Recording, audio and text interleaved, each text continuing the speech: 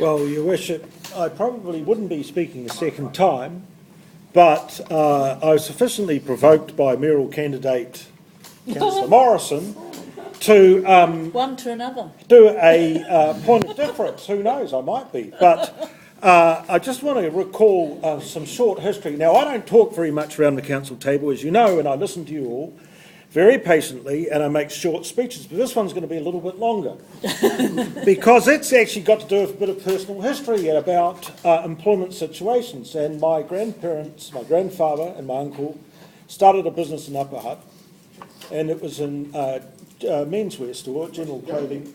And yes, Ray used to go there, and he probably got credit from my uncle because he was pretty shrewd, actually. Ray did things.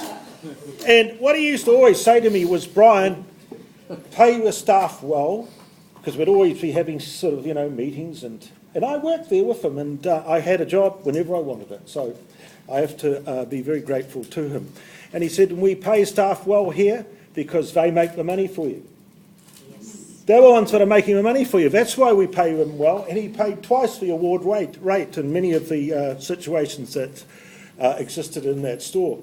And at the end of the financial year, I was actually working for another retailer, a big one, and he said to me, go and stand by the telephone when the call comes through and they bring the totals through from all around the country.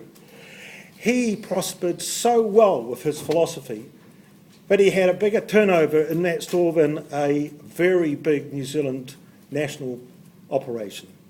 And so I'm thinking very fondly at this time of him, of his philosophy, and how he used to help people with the profits that he made. Now, Councillor Morrison talked about, it was a sort of typical Morrison put down of, people before profit.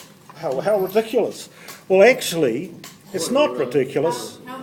It wasn't ridiculous. Misrepresentation, I said, Councillor Pepperell said people before profit. That's pretty thin. That's pretty thin at this stage. He said you didn't like it, and I don't think it was misrepresented. Well, he's actually wrong, because I said I did like it. But we had to understand profit. That's what I said. I think you might need to discuss it over lunch. I don't think we need to do that at all, in actual fact. I have a completely different perspective of the value of putting people before profit, and when you do that, profit will come. And I go to the stores around the city where people make me feel comfortable, and they put me first, as opposed to what I'm going to spend. And they're the ones that get my return business. And anyone who runs a business understands how important those public relations are.